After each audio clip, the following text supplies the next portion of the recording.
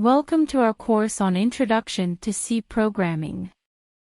In this module, we'll cover the basics of the C programming language, starting with its history and why it's still relevant today.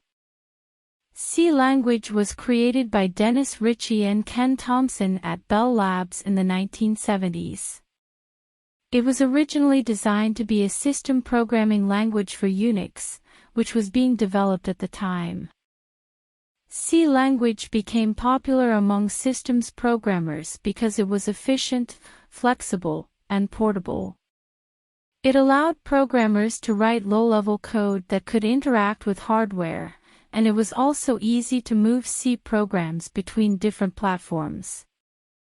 Today, C language is still widely used for systems programming, but it's also used in many other areas such as game development, scientific computing, and embedded systems.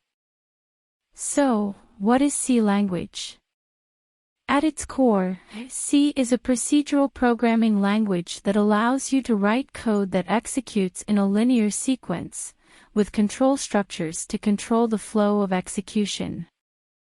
C language code is compiled into machine code, which is then executed by a computer.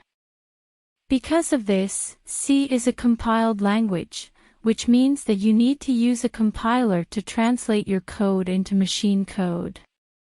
To write and compile C language code, you can use a text editor such as Visual Studio Code or Code Blocks, and a compiler such as GCC or CLang. Let's take a look at a simple C language program. This program prints the message "Hello, world" to the console.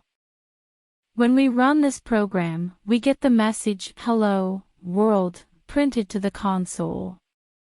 This is a simple example, but it shows the basic structure of a C language program.